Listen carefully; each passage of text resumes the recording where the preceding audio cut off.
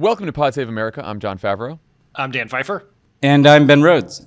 On today's show, Ben is here with us to talk about Vladimir Putin's full-scale invasion of Ukraine, as well as the response from the U.S. and the world. And later, Democratic strategist and pollster Celinda Lake joins to talk about the National Republican Senatorial Committee's midterm manifesto, which includes raising taxes on more than 100 million Americans. All right, let's get to the news. Vladimir Putin has launched a full-scale invasion of Ukraine, saying that his goal is the demilitarization and denazification of Russia's peaceful, democratic neighbor. The nuclear-armed dictator also said, quote, "Anyone who tries to interfere with us must know that Russia's response will be immediate and will lead you to such consequences as you have never experienced in your history." Massive numbers of Ukrainians have started to flee the capital and other places under attack by Russian forces. Governments all over the world condemned Putin's war. NATO, a security alliance of European and North American countries formed to guard against Russian aggression, has announced an emergency summit. And President Biden joined other world leaders in imposing severe economic sanctions on Russia, which he talked about during his speech at the White House on Thursday. Putin is the aggressor. Putin chose this war, and now he and his country will bear the consequences. Today, I'm authorizing additional strong sanctions and new limitations on what can be exported to Russia. This is going to impose severe cost on the Russian economy, both immediately and over time. We have purposely designed these sanctions to maximize the long-term impact on Russia and to minimize the impact on the United States and our allies. Ben, what did you think of Biden's speech, and how would you rate the severity of the sanctions that he announced? Well, I think that, they've been foreshadowing these particular sanctions for some time now. And what this is the financial sanctions target some of the largest Russian banks. Russian banks have been targeted in the past, but it's usually been smaller military-associated banks. These are the really big financial institutions in Russia. It freezes their assets in the United States and essentially aims to cut them off from the capacity to do business in the international financial system. The oligarchs are the broader network of wealthy Russians who've helped subsidize Putin's corruption and benefited from his reign and kind of the lifeblood of his regime. And the export controls are an effort to use a U.S. capacity to block the export of certain materials into Russia that are important to certain critical sectors of the Russian economy. Their defense industrial base, their high-tech sector, and so further trying to limit Russia's capacity to develop and grow its economy. And so look, this will have a hit on the Russian economy. You've already seen the Russian currency plummet. You've already seen the Russian markets plummet. But these are not the most severe sanctions. The two notable things that President Biden and the Europeans did not yet do are essentially evicting Russia from the SWIFT system. That's the payment system. We imposed this sanction on Iran. This essentially kind of kicks you out of the international financial system. And energy sanctions, sanctions on the capacity of Russia to export oil and gas, which is obviously its biggest revenue generator. So this is about as far as they could go without going all the way to a place where there would either be really big disruptions in the international financial system, which the SWIFT step might do, or bigger disruptions or inflationary pressure or pressure on gas prices in Europe and the United States, which is what broader energy sanctions would do. But I mean, it's a big deal. It's obviously not going to deter Vladimir Putin, but it is going to impose a bigger cost than Russia has faced before when it comes to sanctions. And is it right that we couldn't kick them out of the SWIFT system on our own, that we need the Europeans to go along with this? And I know that Germany and Italy at least are blocking this move. Yeah. So you want consensus with the Europeans, and on SWIFT you'd want Japan and Canada and others on board. It does sound like Germany and Italy have been the outliers, which is I got a bit of deja vu when we were imposing sanctions on Russia after the annexation of Crimea and the initial invasion into eastern Ukraine, which obviously wasn't as substantial as the military operation we're seeing now. Germany and Italy, well, Italy in particular, was often an outlier in wanting to minimize disruptions to their own economy. we'll see what happens. But Biden made the point that the sanctions that they already did are as consequential as SWIFT. I think cumulatively, obviously, if you added SWIFT on top of that, it would have an impact, and the Ukrainians have been calling for that. But this is still a pretty significant hit to the Russian economy, and one that's going to ripple out across the global economy, including our own economy. Ben, a couple of things seem true here. One is what we have promised thus far has not deterred Putin, but also that there is no appetite anywhere for the use of force. Is there anything the U.S. or the EU can do that would actually cause Putin to second guess this move? Or would SWIFT do that? Or are we sort of very limited here and he has sort of free reign?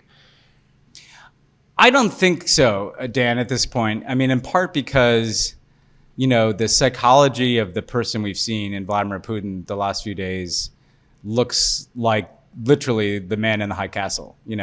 It feels like he's a decision maker of one. This is not even there's no Kremlinology here. There's no Politburo. This is Putin.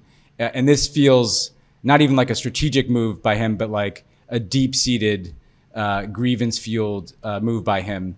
Today you saw Putin summon literally all the oligarchs who were in Russia to a meeting where he basically told them, hey, look, I had to do this. You're just going to have to deal with this, right? I do think that, the energy sanctions would obviously hit the hardest, but it would obviously hit us the hardest as well. So in terms of the near term, stopping somehow this current military operation, it doesn't feel like there's anything at all that could do that. I do think, and I've been thinking about this overnight, watching how dramatic this is, the conversation is so much about sanctions. And, actually, we were going back and forth last night about the UN Security Council and what a farce it was to watch Russia chair a meeting that was called because of its own invasion of another country. And I think another point to make here, beyond needing to enforce these sanctions, go after all this wealth, is what can be done to just kind of kick Russia out of every club that we can. The UN is obviously a difficult piece of business to reform that. But there's a lot of institutions that Russia belongs to, from Interpol, which they've abused, to more symbolic things that they care a lot about, like international sports federations. But essentially, really just, Russia has now made itself, I mean, if this really is kind of analogous, it's not analogous to, but it has echoes of, Hitler's invasion of Poland, right? Hopefully not as consequential, obviously in the long run. But, this is one big nation invading a smaller democracy to conquer it. I mean, this is of a scale of aggression that we just haven't seen in Europe in our lives. And so I do think a really systematic effort to just kind of evict Russia from every community of nations and club and organization that is practical is the kind of thing that would impose a different type of cost over time. Again, it might not stop him in his tracks or anything, but I think we have to be thinking creatively about how to register that, hey, you just can't do this and expect things to get back to some business as usual. I think, some people have talked about suspending any diplomatic relations. Look, you still need to talk to other countries, so I'm not sure about that. But you saw, like, for instance, the United Kingdom took a step today where they banned flights into Heathrow from the Russian airline, things like that are just like, hey, you guys are out, that will have a big impact and, could create pressures internal to Russia that could create problems for Putin, again, over time. I mean, this is not going to happen overnight. Ben, just watching the scene last night with the UN and sort of just completely feckless nature of what was happening there, you have NATO, you have the world united against Russia, you have the UN, yet Russia proceeding and invading a sovereign nation anyway. Does this represent some sort of turning point or breaking point for the post-World War II order in the world about the power of these institutions who were designed to stop exactly this thing from happening? Yes. I mean, I think that's exactly right, Dan. And, you had this whole system set up after World War II to prevent this, to prevent a war, particularly a war in Europe. Let's face it. Like obviously we should care equally about human life that is lost in wars in other places. But that's what the UN was set up to do after World War II. And and the way I think about this is we are in a new era. That you had the post-World War II era through the Cold War, and then you had the kind of post-Cold War era, and that kind of ended definitively last night. I mean, it had already been unraveling for some time, and the Trump presidency obviously was an accelerant. But this kind of period of time, the post-Cold War globalization on top of the post-World War II institutions, that clearly doesn't work anymore. And it's not working across the board. It's obviously not working in stopping Russia, but this is really what my last book was about, is essentially that order has fallen and something else is going to have to take its place. And so I think part of what's going to happen here is a rethinking of how the whole international system works, because when one of the big nuclear superpowers, Russia, completely opts out of any norms and frankly uses those institutions to shield itself. They use their UN Security Council veto to block the UN from doing anything. They use their oil and gas to leverage the whole global economy, which is dependent on the kind of free flow of oil and gas. They're using all these mechanisms to prevent consequences for them doing this kind of stuff.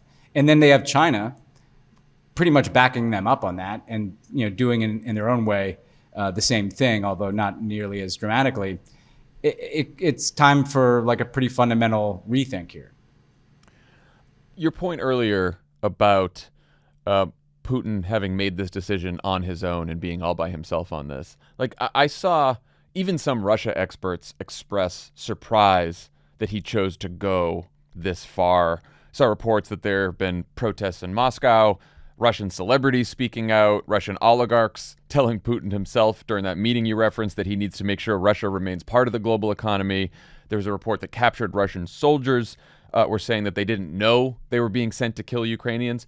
Can you talk about how much of a risk there is to Putin that he may have overreached and miscalculated and the Russian people may turn against him? I think that's like a real risk. And, in watching Putin for years, when we came into government in 2009, he had, he was prime minister, Dmitry Medvedev was president, but Putin called the shots. Everybody knew that. But there were like power centers. Putin was the kind of guy who was the shot caller, but he kind of adjudicated between some more liberal advisors and some hardliners and some oligarchs and some military types.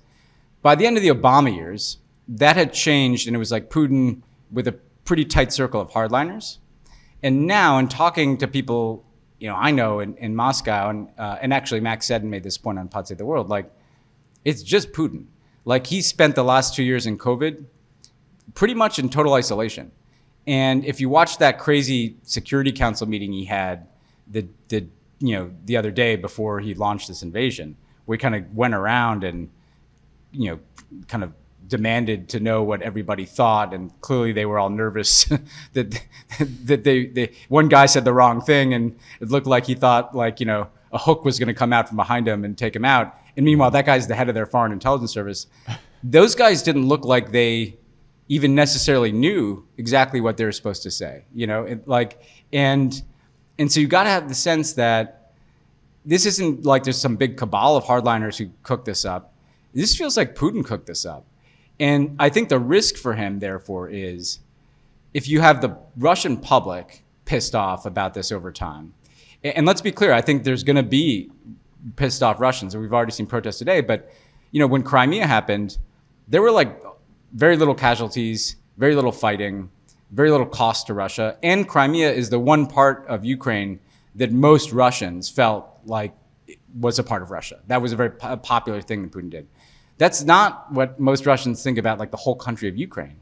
And so if you start to have Russian casualties, a bloody insurgency, military expenditures into Ukraine, at the same time that sanctions are hurting their economy, there could be general public dissatisfaction. But also, I've been wondering, are there generals who are beginning to whisper to each other, hey, what's this guy doing? How far is he willing to go? They're probably asking the Russian generals the same kind of questions that we are, where does this end with this guy? And these oligarchs are, losing all their money. They're not going to stand up to Putin anytime soon, but, those guys have kind of financed a lot of this stuff over the years.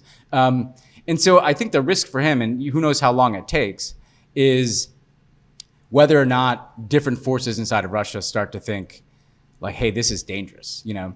And there have been leaders who looked really strong, including leaders of superpowers, who, you know, once they start losing both elite and public support, it can go south for them. Again, I don't think that's going to happen anytime soon. But this could be the domino that Putin knocked over that ultimately circles back around to him. Ben, invading Ukraine is one thing. Occupying it is another. What does Russia really have the ability and the will to occupy Ukraine over the long term? Like, what's the end game here for Putin? So I don't think that they do or want to. You heard him talk about denazification and demilitarization, which is chilling and crazy, especially given the fact that the president of Ukraine is Jewish. But we've heard this in the past. I mean, in Crimea, they said there were Ukrainian Nazis. It's a kind of weird allusion to the fact that some elements of Ukraine, were on the other side in World War II. It's obviously totally false today. But I think what their end game is to decapitate the government. Tragically, I think to probably round up and kill or detain a lot of the pro-Western Ukrainian political elite. So essentially wipe out that government and wipe out the forces and leadership in Ukrainian society and civil society that has been behind this turn towards democracy and turn towards the West. Install some pro-Russian apparatchik to be the president of Ukraine.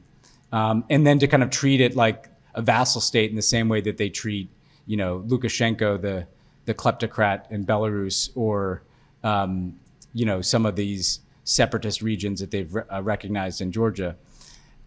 I think there's a problem with that, though. I don't think that the people of Ukraine, this country of 44 million people, are going to go for that. You know, it's a big country, and if you look at everybody talks about what a 3D chess player Putin is.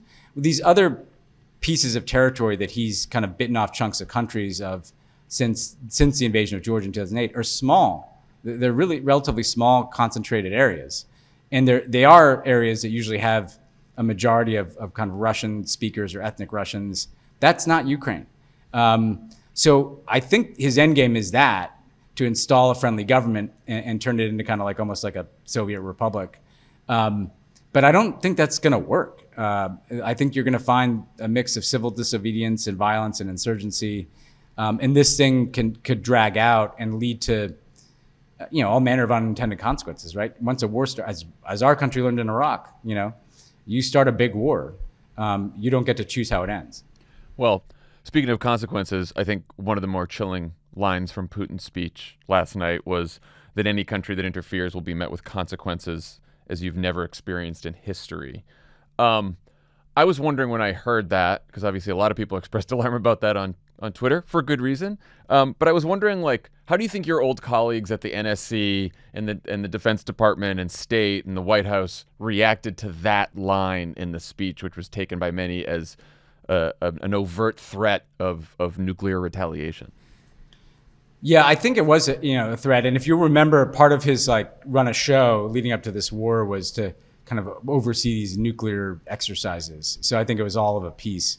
I think that they probably, they're not sitting there thinking that we're on the precipice of nuclear war. And I think people can chill a little bit about that in the sense that, I do think Putin's objectives, at least in this chapter, are really focused on Ukraine. But I think what they probably started to do is we're going to start watching for any signs of anything changing in the kind of deployment or posture of Russia's nuclear arsenal. And I saw some comments out of the Defense Department today, kind of, senior defense official comments, that they hadn't seen any change.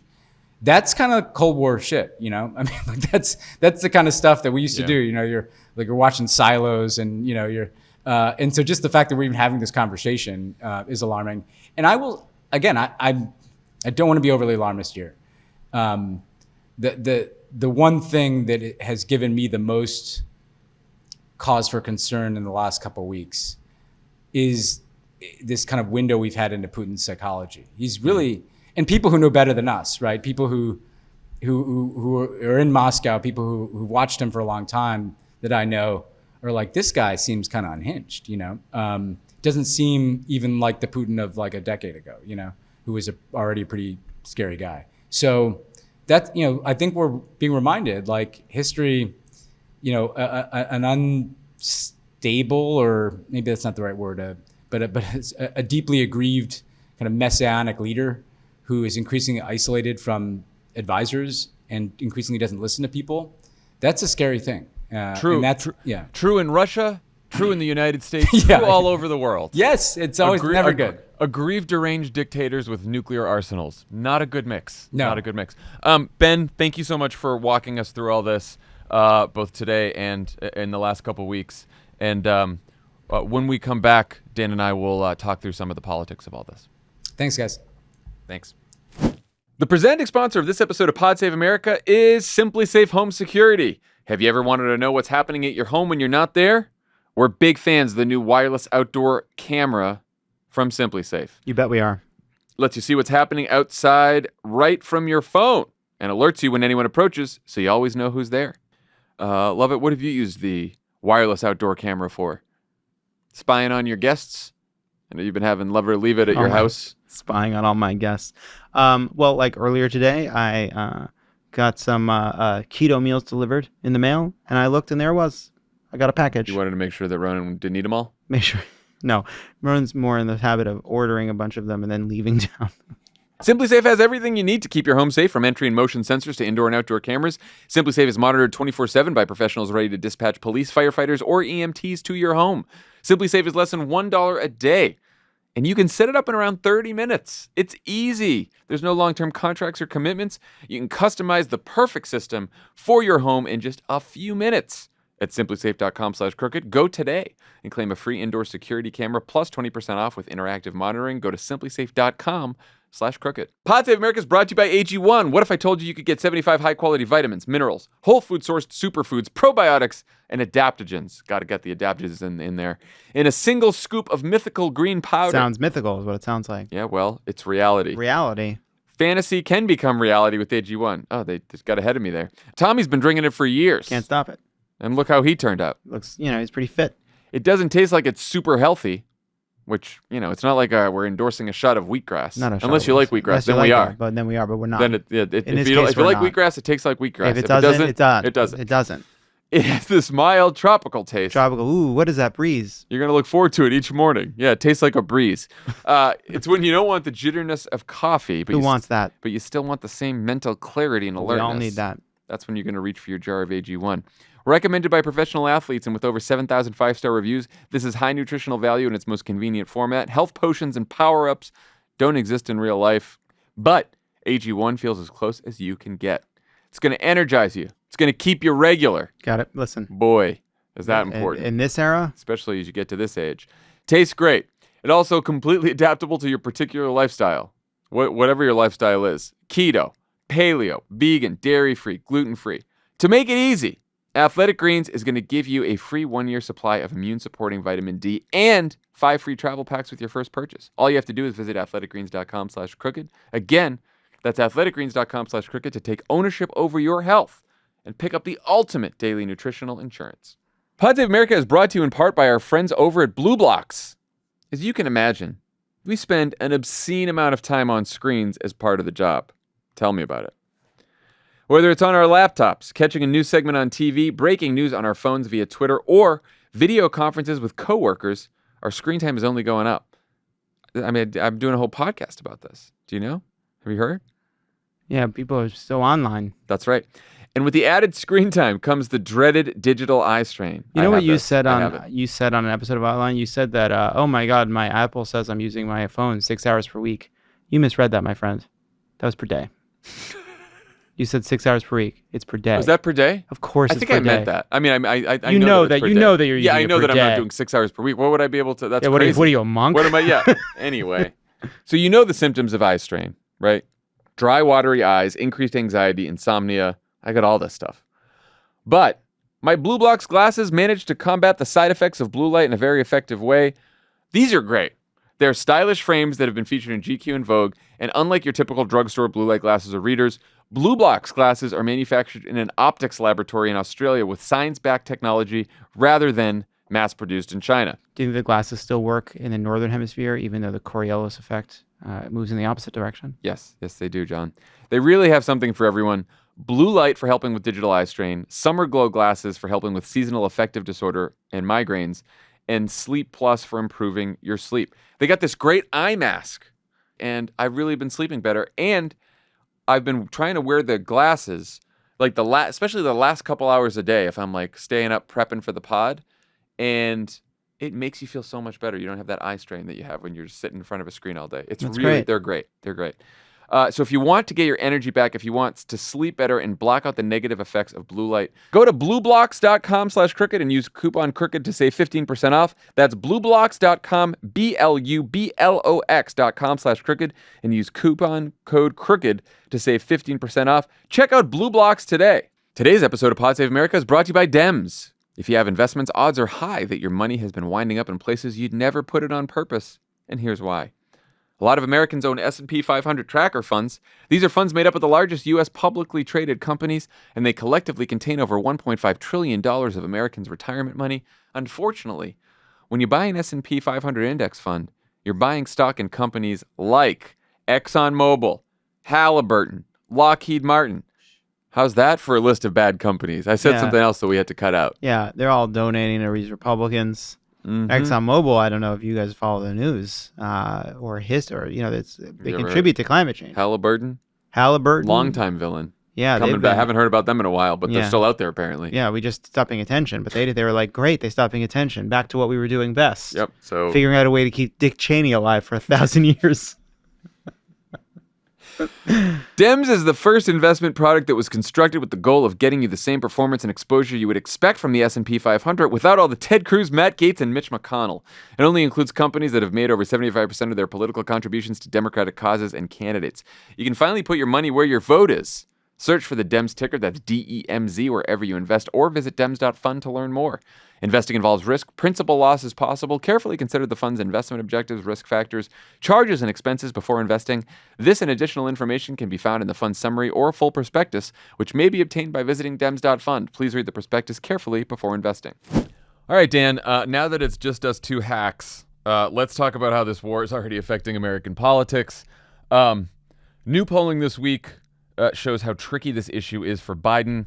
Politico Morning Consult says only 40% of Politico Morning Consult says only 40% approve of how he's handling this crisis, with 45% disapproving. 58% say they'd hold Biden responsible if gas prices go up as a result of the invasion, though thankfully a higher percentage said they'd hold Putin responsible. And 42% said that their midterm vote will be about economic issues, which dwarfs every other set of issues listed in the poll, including national security issues, which were second place, listed issues like terrorism, foreign policy, and border security. That came in at 14%. Meanwhile, an Associated Press poll found that only 26% of Americans think the U.S. should play a major role in Ukraine, and a CBS poll found that 53% of Americans think the U.S. should stay out of negotiations between Ukraine and Russia altogether. Now, of course, this polling was all done before the full invasion took place on Wednesday evening. So, of course, public opinion shifts very quickly in a situation like this. But did anything in the polling surprise you? And were there any other important takeaways that I missed just now? Well, I think if you take all of these individual data points, there are two conclusions to draw. The first is the American people do not see this as connected to their lives. It's not just that low percentages of the American people to be involved in Ukraine. Low percentages of Americans want the U.S. to be involved in the negotiations about Ukraine. We're not even talking about sanctions, troops on the ground, higher gas prices. We're just talking about just the use of American government time. This is not a focus to them. And in the AP NORC poll, they asked people a series of questions. There's a running battery they have, a series of questions about how concerned they are about various foreign policy issues. 53% of Americans are either extremely or very concerned about Russia's influence in the world, which seems like a lot, right? It is a majority, but it is But China came in at 59. People concerned about China's influence in the world was higher at 59%. People concerned about cyber attacks generally was at 63%. And so this is for all, and as you say, this could change because of what people are seeing on their television.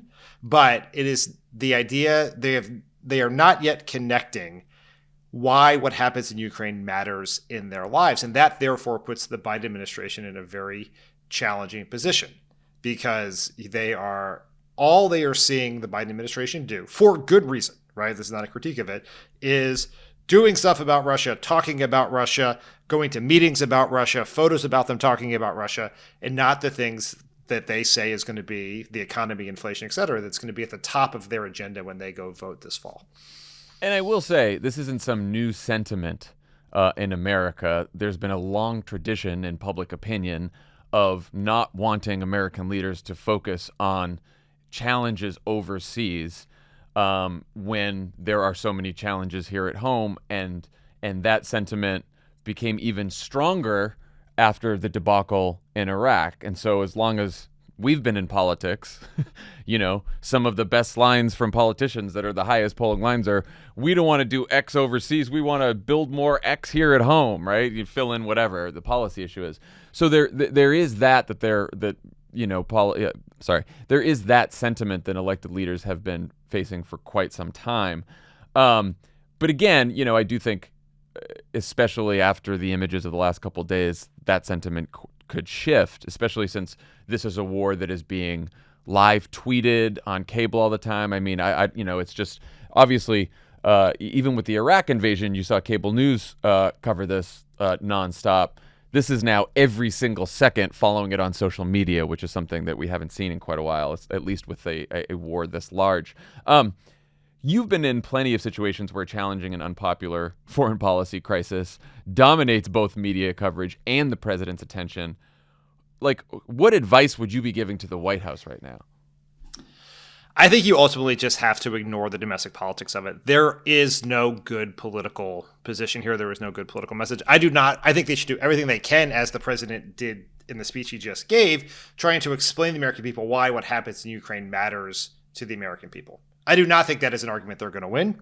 It is, even in more, like, as you point out, other than the period between 9/11 and when it became pretty clear the Iraq war was a giant mistake, for the vast majority of the last 50 years of American politics, foreign policy has created this paradox for presidents where you pay a price for the chaos abroad, but you get no credit for preventing that chaos or returning the world to stability. And so it is almost a lose-lose.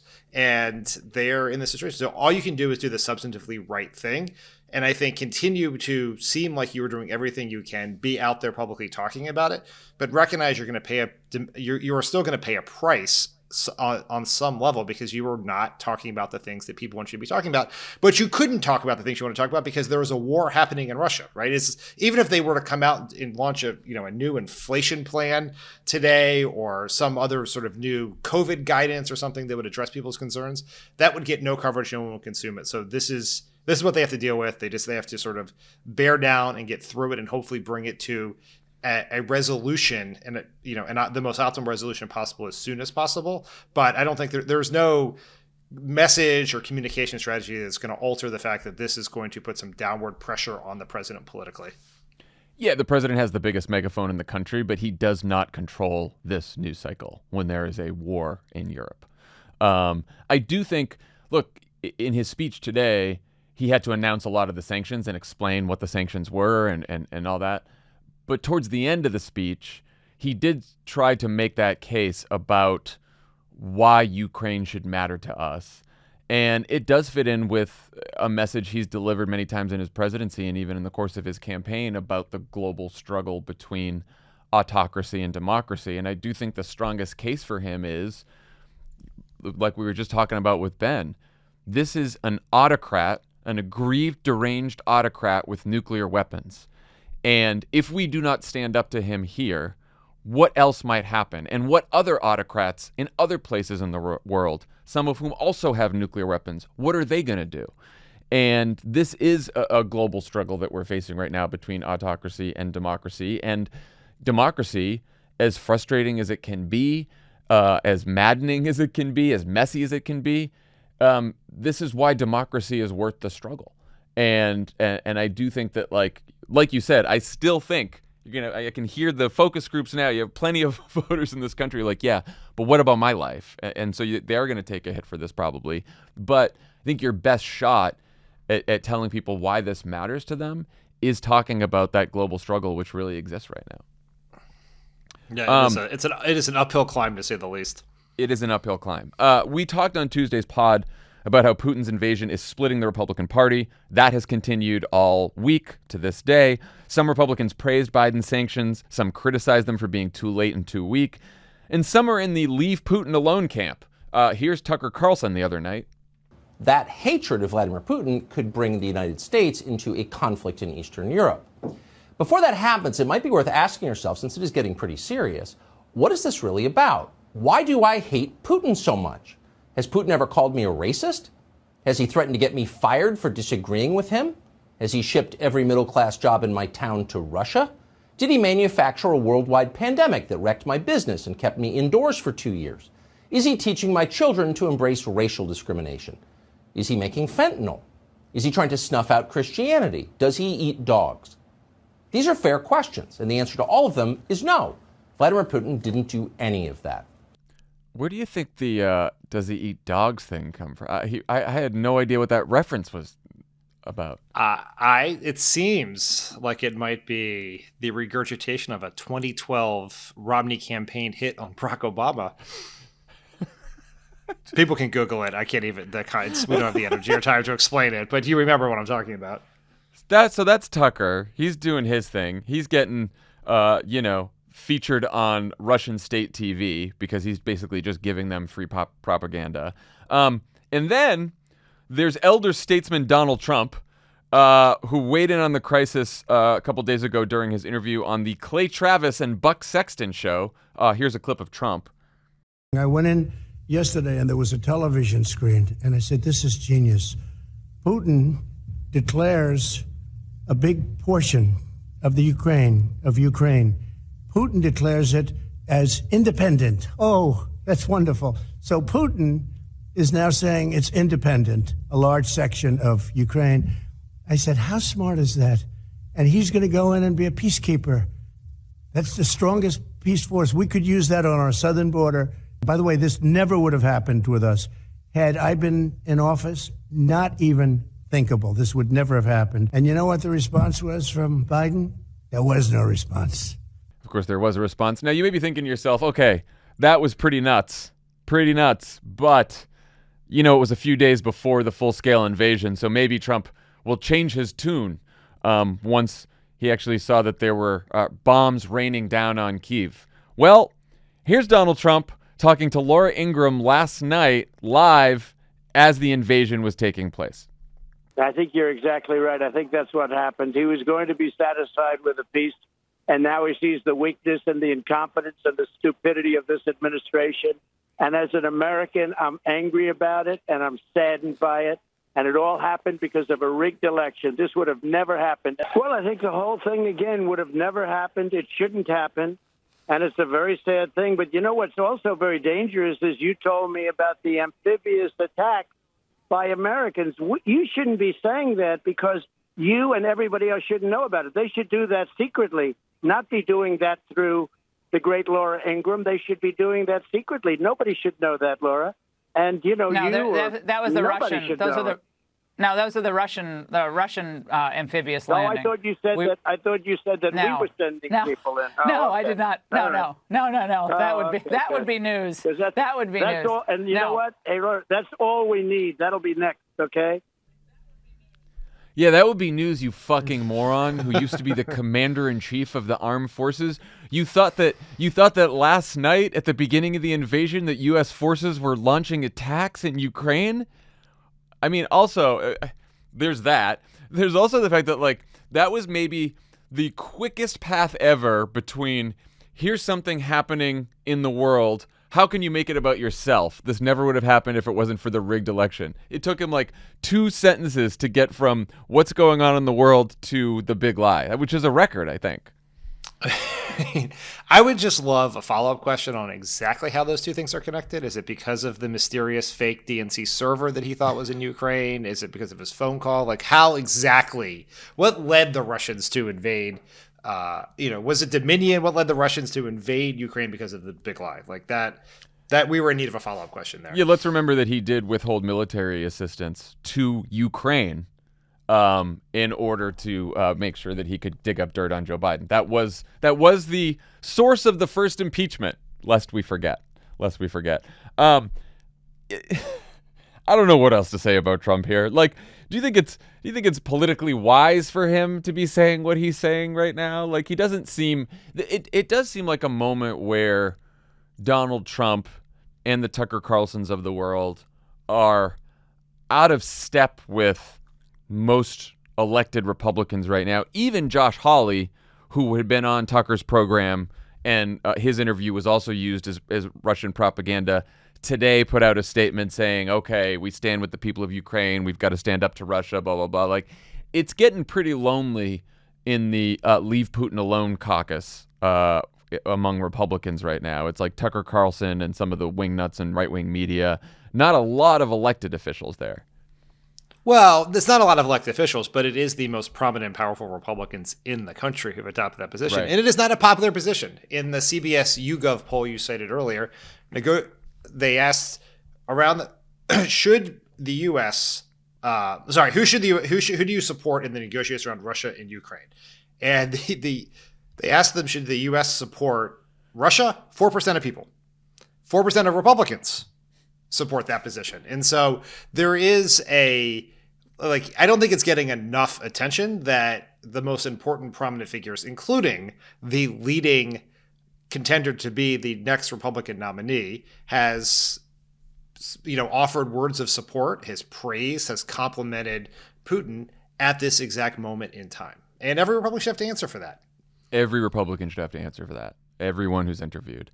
Do you think it's a problem that Republican messaging is contradictory between the leader of the party still, Donald Trump, and so many other Republicans and the media apparatus and elected Republicans? Like, is this a problem that it's contradictory? And is it possible for Democrats to exploit these divisions?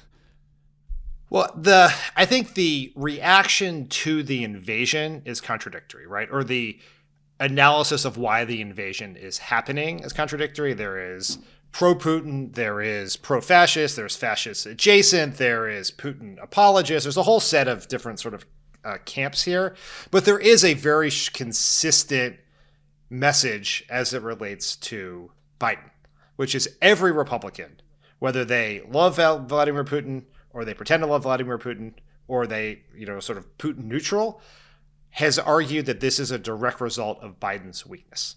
And this has been the message Republicans have been hammering since last summer, when the withdrawal around Afghanistan led to sort of the beginning of Biden's political troubles. And they're starting their statements about this. They blame Biden's weakness for why Putin did this, as opposed to blaming Putin's aggression. And there is some political power in that message. Strength and weakness is the paradigm on which Republicans always handle and discuss politics. And it is why they find themselves praising Putin as a way to draw a contrast between Putin and Biden. He is strong, Biden is weak. That's why this is happening. And so there is yes, they are incoherent, but I think where it's not necessarily that we have to drive division between those two sort of confusing camps of dumb people saying dumb things. But I think what we can do is point out that the Republicans are blaming America, right? That they are reeking of political opportunism at this time, that their leaders are supporting Putin or complimenting Putin at this time. This is not for Joe Biden to do. His job is to stay above the fray, but for every other Democrat, for all of us, they are punching Biden at every opportunity to try to use this tragedy, this global crisis, to score political points for the midterm, and they have to be called out on it. Also, they all spent the last 4 years, or they spent all of them spent the entire Trump administration supporting a president, lockstep, who cozied up to Putin and praised Putin every single chance he got. And very few of them, a handful, ever spoke out about that, ever. So that's just a completely true observation. So I think Democrats pointing that out is very fair if they're going to talk about Joe Biden and his weakness. Okay, when we come back, we will bring in Democratic strategist Celinda Lake to talk about the Republican midterm manifesto. Pod Save America, brought to you by Beam Organics. Again, did you know that poor sleep can cause weight gain, mood issues, poor mental health, and lower productivity? See, he's not even paying attention. Story of my life, John. That sleeping less than 6 to 7 hours per night is linked to reduced white blood cell count? Nightmare. White blood cells protect our body against illness and disease, fighting viruses, bacteria, and more. Not many people realize this, but having a consistent nighttime routine is so important. Introducing, are you ready? I'm ready. Beam Dream. Beam Dream. Beam is the world's most innovative functional wellness brand with unique products for everything from sleep to recovery. And today, our listeners get Beam's biggest discount available for their sleep product, Dream Powder. Yeah, that's right, Dream Powder. It's their best-selling, healthy, hot cocoa. Bet you've missed some hot cocoa, but you don't have enough hot cocoa in your life. Now I finally have the right amount. It contains natural sleep-promoting premium ingredients, triple lab-tested, no THC, unless you want to add some, and you wake up refreshed. 98% of people surveyed fall asleep faster when taking Beam Dream, and 99% of people experience better sleep quality. Imagine that. I think Dream Powder is what the Beatles took when they wrote Revolver. Here's why it works. Our bodies have an endocannabinoid system, or a highway of communication between the brain and the body, which CBD is specifically designed to work with. And Beam's premium nano CBD dramatically increases your body's ability to absorb CBD, making their products the most effective in the wellness space. Find out why Forbes and New York Times are all talking about Beam and why it's trusted by the world's top athletes like Danica Patrick and Baker Mayfield. Baker Mayfield, who is doing an incredible job in the sports world with his legs and arms. Especially his arms. Especially What's he doing with his arms? Oh. Now you know. Maybe it's a hint. He's doing... not quite the right motion there. That's more of a tennis motion. Underhand? Maybe, no, that's maybe throw it a little bit. Could you throw? There you go. There you go. Oh, he's throwing the old pigskin. There you go. There you go. With his arms. There you go. Mm-hmm. Running sometimes too. It's gonna be a mystery that unfolds over many different ads. We'll get back to Baker Mayfield later. Don't love it? Get your money back guaranteed. For a limited time, get up to 35% off when you go to beamorganics.com/crooked and use code crooked at checkout. That's Beam's biggest discount available at beamorganics.com/crooked and use code crooked for up to 35% off. Pod Save America is brought to you by Cariuma, the sneaker brand reimagining classics with you and the planet in mind. When life gets hectic, it feels good to return to what you know. A walk in the fresh air, a phone call with an old friend, your grandma's favorite recipe. Things like that. The same goes for the shoes you lace up before heading out the door. Or Velcro. Or Velcro. Or slip-on. Or slip-ons. In the case of some of the Cariuma shoes. Sure. Basically, we're saying to keep the classics on hand. Gotta keep Timeless the classics style on. doesn't just look good, but feels a lot better than passing trends. Looks That's great in why old pictures. Cariuma's best-selling Aka canvas sneaker is made with your comfort in mind. They even custom designed their memory foam insoles to ensure a perfect fit. With 15,000 five-star reviews, tens of thousands of waitlisters, Aka has all the makings of a cult classic. And if Aka looks familiar, you're not wrong. This is a sustainable take on your classic canvas sneaker, crafted with certified organic cotton, recycled materials, and ethically tapped natural rubber. You got to ethically tap that natural rubber. Aka is made to be worn and comes in countless colorways. That's not a word. Yeah, because it's not just colors; it's colorways because it's the pattern, right? It's like sure, whatever. One shoe can be blue and green, the other can be green and yellow. Those aren't two colors; those are two colorways, John. More importantly, two different colorways. More importantly, mm-hmm. They got neutral options. For my gray, neutral boys. Sand, classic black. Dusty rose. Should I wear gray or am I feeling frisky? Maybe I'll put on I fucked it up. Just keep going. Yeah, even whatever. A bright green. Anyway. Even a bright green remind you that Cariuma plants 2 trees in the Brazilian rainforest for every pair of sneakers that they sell. Current colors, Jon Favreau is wearing white. Dirty white. Got it. That's why new shoes are coming. A kind of khaki green and then an off-white. Oh, for my whole outfit. Yeah. I'm just gonna from now on update people on the color range. The khaki green's not bad. Yeah, it's a reach for you. Look at you. Cariuma ships all their sneakers free and fast in the USA and offers worldwide shipping and 60-day free returns. They deliver right to your front door using single-box recycled packaging. And for a limited time, Pod Save America listeners can get an exclusive 15% off your pair of Cariuma sneakers.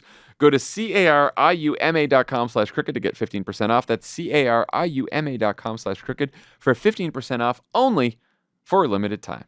Pod Save America, brought to you by Squarespace.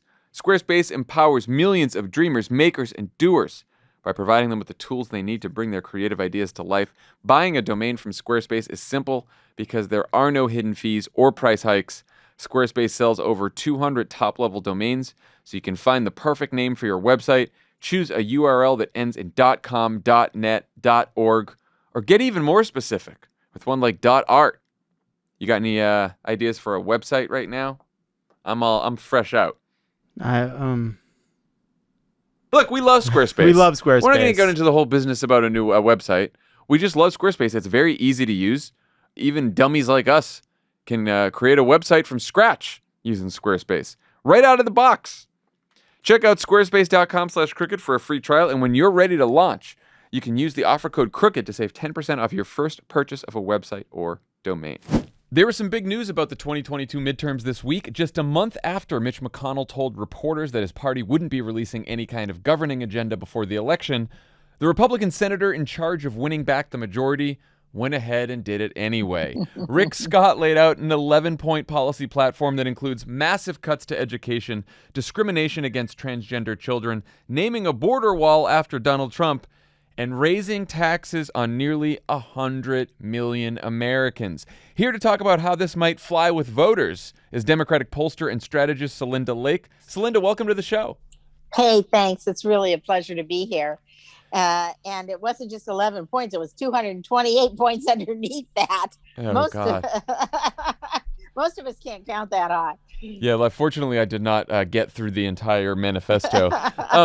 You conduct polling and focus groups all the time. Mm-hmm. How do you think voters in swing districts and swing states will respond to the Senate Republicans' campaign plan, particularly the part about raising taxes so that everyone has, as they put it, skin in the game? Yeah, I love that. Like we don't already have enough skin in the game. Unbelievable. I also love that they plan to tax seniors and disabled people and veterans because they really weren't contributing enough already. I think this is an abundance of riches. And I can't believe that it's really designed for primary politics. It's really designed for the MAGA Nation faction. And our problem is going to be that we are going to have to be disciplined in picking out of the 228 proposals, which 516 things do we have problems with. So one of the things that I love, it reminded me kind of Newt Gingrich's Contract for America, and I think that's what they were really basing it on. But if you'll remember, when we took on the contract and we said it was a contract on America, not for America, we said, look at the fine print. And this is a case where, boy, look at the fine print. And there are just so many policies in here that are wildly unpopular and so much intrusion of the government in people's personal lives that is just astounding. And trying to take things that are working to our advantage, like let's look at the science and perverting completely what science is. Let's look at what contributing to our society is and turning that on its head and saying seniors and disabled people and veterans don't contribute. This is just an abundance of riches, and we've got to figure out which 2 or 3 things are we going to drive home first. Do you think that the raising taxes on 100 million Americans is at the top of the list there? Yeah, I think it might be. Okay. Particularly because during the Biden campaign, as you'll remember, we had to keep emphasizing that we were not going to raise taxes on anybody with incomes under $400,000. Well, now you've got a plan. Not only is it raising it on half of America, but it's raising it on the half that's under 400,000.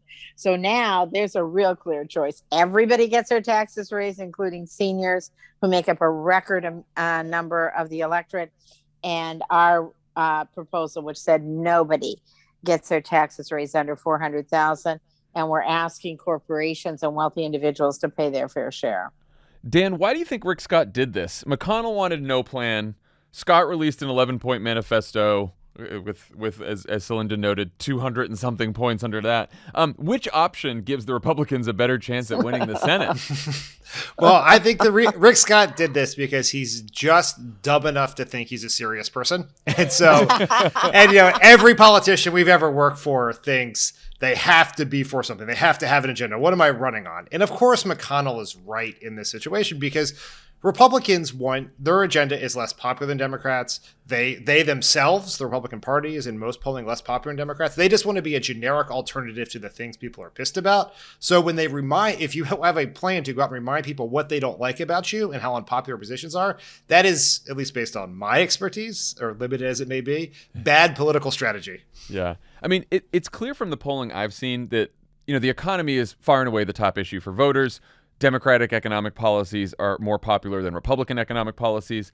That said, Republicans seem obsessed with banning books, banning classroom discussions about gay people, a bill in Florida that just passed the House today, and banning health care for trans kids, as Governor Greg Abbott is trying to do in Texas.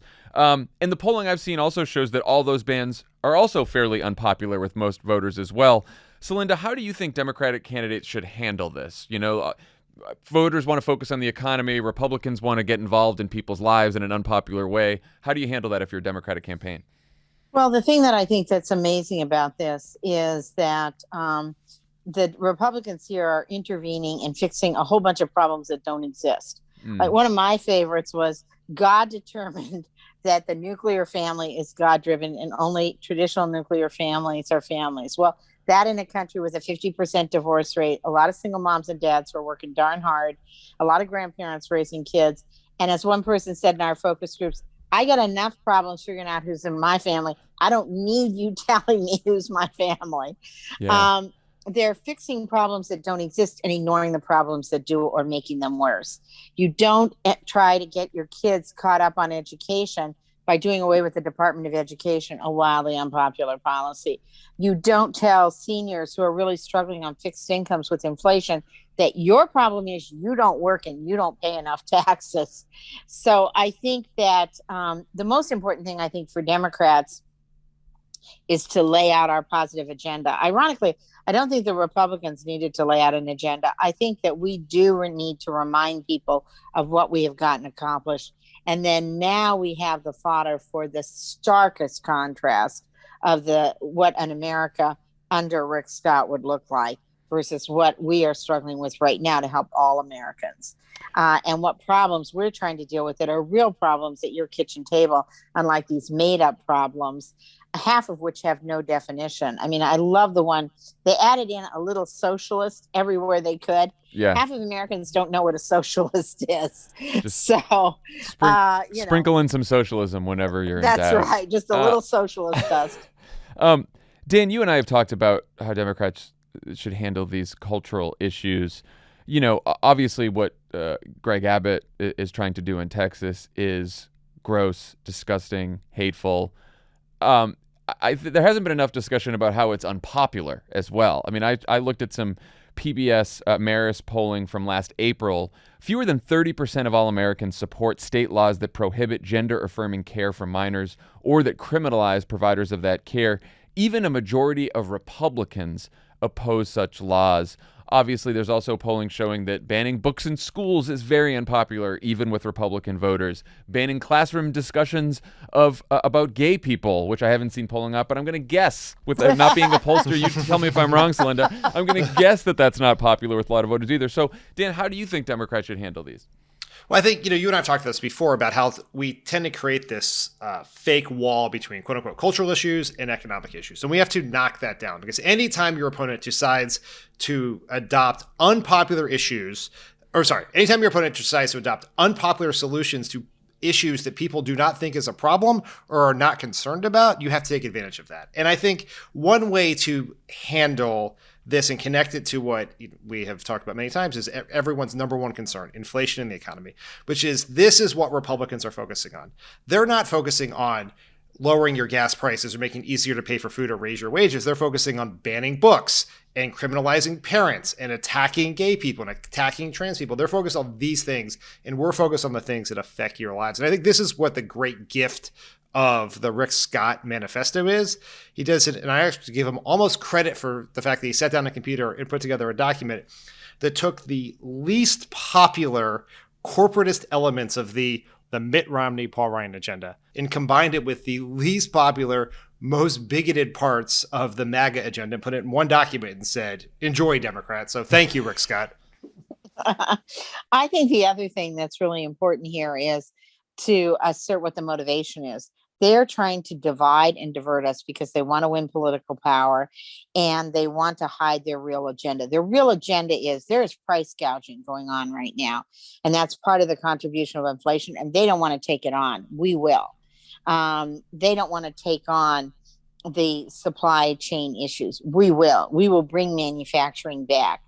And some of this stuff is just so non-common sense to women. It is so out of touch with their lives. I love the one about we're going to ban discussion of any LGBTQ issues in the classroom. Okay, so what happens when Susie very innocently asks the teacher, why does Molly have two mommies? We're not going to answer that question.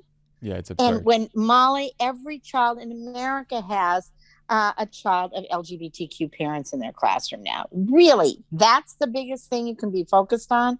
You're going to run in there and be the teacher police on whether you're going to answer the question, why does Molly have two mommies? That's ridiculous. It's obscene. It's obscene. So Republicans did not really get too excited about this Rick Scott manifesto. There's been a lot of reports that they're all grumbling about it. The NRSC itself was like, that's Rick Scott's own agenda. Rick Scott was trying to like clarify things. He's like, oh no, the tax increase won't hit seniors, right? Like, so this is all a mess. How do you think Democrats will be able to tag the entire party with this agenda? Do you think that voters will buy that? Well, in some ways, I'm a little sorry that they're pushing back so fast, and Republicans do cut their losses pretty fast sometimes. Yeah. I was hoping they would ask, but the MAGA faction may well ask for endorsements of these positions in these primaries. And a lot of these Republicans are in pretty difficult primaries. And if you win the nomination as a MAGA candidate and you've endorsed this agenda, you're going to have a lot of explaining to do to suburban voters, to swing voters, to independents who will wonder what the heck were your priorities and what is going on with these positions. Dan, if you were running a Democratic campaign, how would you use this manifesto? I would force our opponent to answer for it. I would take every unpopular position advocated by any Republican anywhere in the country, whether it's Greg Abbott or Ron DeSantis, some random person with a Twitter account, and I would make the Republican answer for it. I mean, if you think about it, the Republicans took a position on defunding the police that was pushed forward by activists, but was not the official position of almost any Democrat on the ballot anywhere in the country, successfully ascribed it to every single Democrat, including the Democratic nominee in the 2020 election. There is no reason that we can't take the positions adopted by the person in charge of their campaign arm, the governors of the largest state, leading presidential contenders, and make Republicans answer for it. And try to use that to drive a wedge between, as Celinda said, the MAGA faction and what is in their broader political interests after the primary in these swing states. Celinda, what else are you hearing from the voters we need to win the midterms? Can you give us the good, the bad, and the ugly? Yeah, three things we're hearing. First of all, everybody's in a pretty bad mood and feel that things are really going badly. They're looking for strong leadership. They're looking for people in touch with their lives. They're looking for an economic agenda. The single most important thing that Democrats have to do is we have to get out our economic agenda. And we've been doing a lot on the economy, but voters don't know it. They're confused about what's BBB versus infrastructure. Did infrastructure even pass? Did Republicans support the rescue package? We have to take a couple of issues and get out there and really emphasize what we got accomplished. So there's talking about what Democrats accomplished, and I imagine there's also talking about what Democrats would accomplish if the voters returned us to power, and even if they enlarged the majority. What would you include in sort of a proactive Democratic agenda going forward? Well, you're going to hear me say the economy. It's back to 1992, right? Yeah. It's the economy, stupid. So the number one thing. And also, we run so many women candidates, and we're running so many people of color. And in our research, women candidates in particular need to prove that they are good on the economy. And Democrats need to prove that right now. So you made a very important distinction. Our policies are popular, but we're behind 10 points on the economy. We need to get our policies out there. The second thing we need to do is set up some clear contrasts. And it's really interesting, Dan, what you say. This is so seductive. This is like crack for political consultants, right? There is so much here. We could be on this and we could raise a ton of money on it and we could be on it forever. But I think we need to set up a couple of economic contrasts as well. And the tax one is a huge issue. It's not surprising to me that they're backing off that tax provision right away. And note that 60% of the electorate is going to be over 50 years of age. The last thing we can do is this is a ready-made template to get out our vote. We have faced the challenge that Trump voters and MAGA voters are supercharged. And Rick Scott's worried about that. We are the ones who really ought to be worried.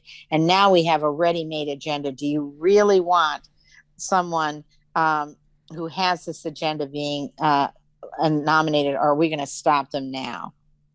Celinda, last question. Dan and I and Ben Rhodes were just talking about the political challenge Biden faces when it comes to dealing with Putin's invasion of Ukraine. With public opinion where it is, how would you advise him to communicate about this issue?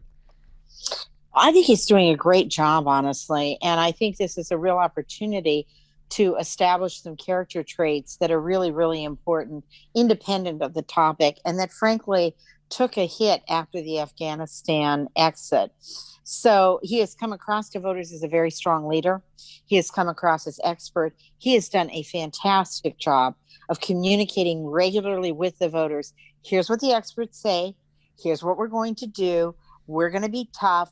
This is the implications it might have for you. I'm going to keep you posted. If we had had this kind of communication during COVID, we would be in so much better shape right now. And in our focus groups just a couple of nights ago, one voter said, if he can be this strong on Ukraine, maybe he can finally get the economy turned around. That's interesting. That's very interesting. Celinda Lake, thank you so much for joining us Thank you for on Pod having Save me. America and for all your good insights and advice. Appreciate it. Thanks for having me. You all are the best. Thank you, Celinda. Take care. Thanks so much, Dan. Thanks to Ben Rhodes and Celinda Lake for joining us today. Everyone have a great weekend, and we will see you next week. Bye, everyone. Check out the latest episode of Pod Save the World, where Ben covers the latest in Ukraine with the Financial Times Moscow bureau chief Max Seddon and our good friend and USAID administrator Samantha Power. Also check out Hysteria, where Aaron and Alyssa dive into a shocking ProPublica piece that exposes states for sitting on $5.2 billion in welfare funds while needy families struggle to survive. New episodes of Pod Save the World drop every Wednesday, and Hysteria drops every Thursday.